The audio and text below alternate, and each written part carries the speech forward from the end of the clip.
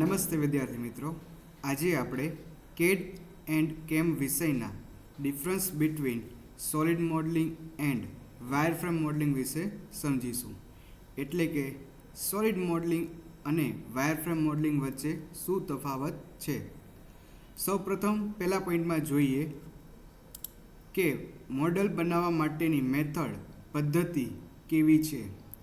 Solid modelling એ easiest એટલે કે બનાવવામાં સૌથી સહેલી અને મોસ્ટ એડવાન્સ એટલે કે અત્યંત આધુનિક મેથડ છે. જ્યારે વાયરફ્રેમ મોડલિંગ એ સિમ્પલેસ્ટ એટલે કે સૌથી સરળ અને ઓલ્ડેસ્ટ એટલે કે જૂનામાં જૂની કેડ મોડલ બનાવવાની પદ્ધતિ છે. બીજા પોઈન્ટમાં જોઈએ કે મોડલને કેવી રીતે બનાવવામાં આવે છે.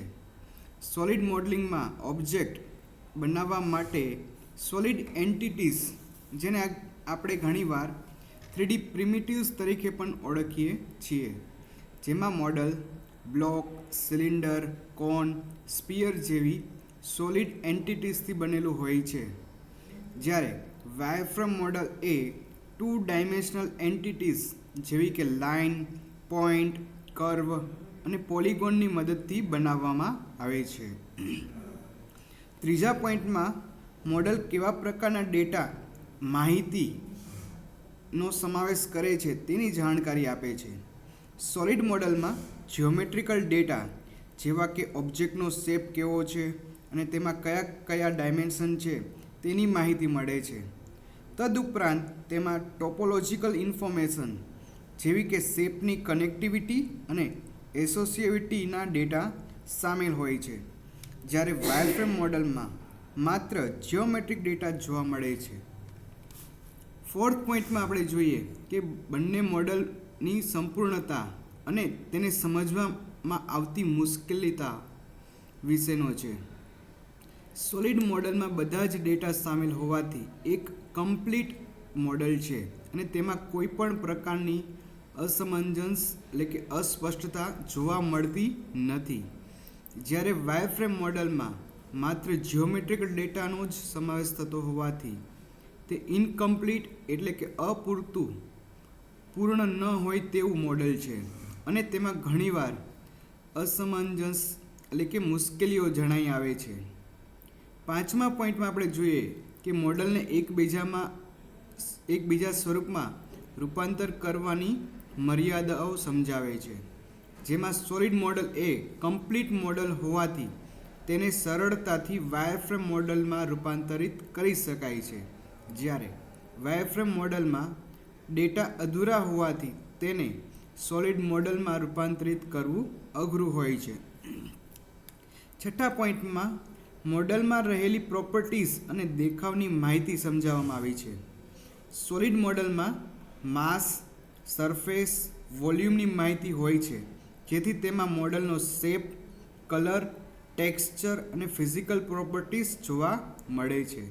જ્યારે વાયરફ્રેમ મોડલિંગમાં માસ, સરફેસ કે વોલ્યુમની માહિતી ન હોવાથી ઓબ્જેક્ટનો શેપ, કલર કે ટેક્સચર જોવા મળતા નથી હોતા. પોઈન્ટ નંબર 7માં આપણે જોઈએ કે સોલિડ મોડલમાં માસ હોવાથી માસ, વોલ્યુમ, મોમેન્ટ ઓફ ઇનર્શિયા અને સેન્ટ્રોઇડ જેવી ફિઝિકલ પ્રોપર્ટીઝ સરળતાથી કેલ્ક્યુલેટ કરી શકાય છે, ગણતરી કરી શકાય છે. જ્યારે વાયરફ્રેમ મોડલમાં માસ ન હોવાથી માસ, વોલ્યુમ, મોમેન્ટ ઓફ ઇનર્શિયા જેવી ફિઝિકલ પ્રોપર્ટીઝને કેલ્ક્યુલેટ કરવી અશક્ય હોય છે. આઠમા પોઈન્ટમાં આપણે જોઈએ કે કોમ્પ્યુટરમાં મોડલને સંગ્રહ કરવા માટે જરૂરી મેમરીને સંબંધિત છે. સોલિડ મોડલમાં વધારે ડેટા હોવાથી વધારે કોમ્પ્યુટર મેમરીનો વપરાશ થાય છે.